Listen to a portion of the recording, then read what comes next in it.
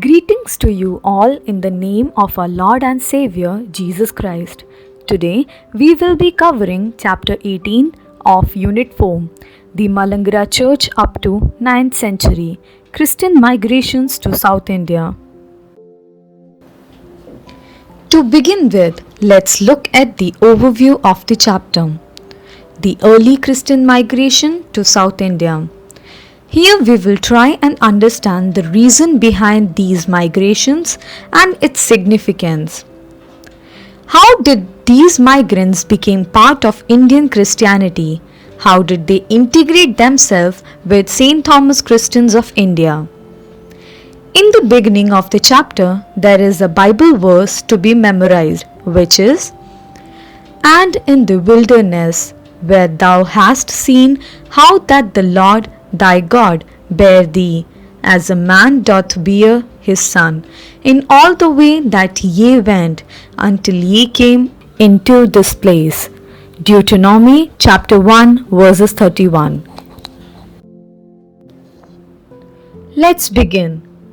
As we know, India had been subjected to a number of foreign invasions, mostly by those who came as traders. The cultural influence of these invaders still continue to exist among us. The main Christian migration to South India occurred in 4th and 9th centuries. There were two important Persian migrations to South India. First migration was under the leadership of Kanaya Tomman in AD 345, and the second migration was under the leadership of Sabur Iso in AD 825. Now let's briefly discuss about the first Persian migration, which took place in AD 345. In the 4th century, the Christians in Persia had been subjected to severe persecutions during the reign of Shapur II. Shapur II was highly suspicious of the growing influence of Christianity within the boundaries of his empire, so he ordered persecution and forcible conversion of Christians. In order to escape from this persecution, a group of Christians under the leadership of Kanaya Tomman or Kana Toma migrated to South India, which was connected to Persia through trade. This group consisted of 400 people from 72 families, which included one bishop called Mar Ausaid, 2 priests, 2 deacons, besides women and children. These migrants reached Kodungallur and accepted the patronage of the ruler Cheruman Perumal, who was a Brahmin Chera king. Kanai Tomma and his people were given permission to settle down in Kodungallur and do business. The emperor granted them royal privileges and elevated their status. This proclamation was recorded and inscribed on the copper plates and given to Kanai Tomma. They are called Kanai Tomman Chepped. As they resided in the southern side of the Kodungallur, they were known as the Southist, Tekku Bhagakar. The present-day Canaanites claim to be the successor of these Southists.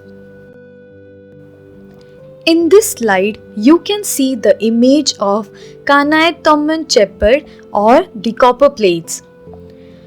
Now an important fun fact. Kanai Tomma and his people built a town in Kodungallur with a church and 72 houses. The natives called it Mahadevarpatnam, meaning the town of superiors. Kanai Tomma and his people converted many natives to Christianity and built many churches. Now let's discuss about the second Persian migration, which took place in AD 825. This migration was led by the merchant called Sabarishu. A group of Syrian Christians along with the 2 bishops Mar Sabor and Mar Proth landed in Kollam in AD 825. It is said that The second Persian migration marked the beginning of the Kollam era or the Malayalam era.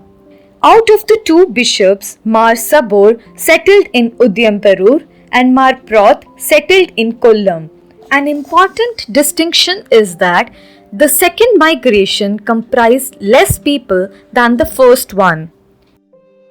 Like the 4th century migrated Christians, these migrated Christians also received certain grants and privileges from the local ruler, which was documented in the Tarisapalli copper plates.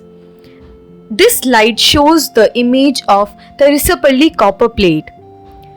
In AD 925, both the bishops Mar Sabor and Mar Proth were canonized and few churches were dedicated in their names. However, the Synod of Udayamperur considered these bishops as Nestorian and banned the canonization and renamed the churches as Kadisha churches. For example, the Kadisha churches in Kollam and Kayamkulam. Now, let's discuss about the significance of these Persian migrations. Firstly, it corroborated the traditions of Saint Thomas in Malangaram. The word corroborated means to be confirmed or verified. Since the Persian Church was established by Saint Thomas, there are similar traditions and practices which is practiced in Persia as well as in India. Secondly, it enhanced the social status of Christians in India. In the previous slides, we discussed that these migrated Christians received royal privileges and grants from the local rulers who welcomed them. Thus, this enhanced their social status in India. Next, this migration marked the beginning of Kollam era. Next, it broadened the influence of Christianity. Finally, these migrations helped deepen the trade connections between Persia and India. St. Thomas Christians are also called Nasranis. This slide shows the images of Syrian Christians of Kerala. The common clothing of women is called chatte mundu and the earring which they wear is called mekad. In my conclusion, I would like to discuss certain key factors which would help enhance your understanding. Firstly, the ecclesiastical relation between Indian Christians and East Syrian Christians existed even before the arrival of the first immigrants. The word ecclesiastical means church-related relation. Secondly, the migration strengthened the existing Kerala Christian community. Thirdly, the beginning of Syrian influence on liturgical life and practice of the Indian Church began with the migration. Lastly, the Christians of Malabar accepted certain rites and ceremonies of the Syrian Church. With this, we come to the end. I hope you enjoyed this presentation. Thank you. Subscribe now and press the bell icon. Never miss an update.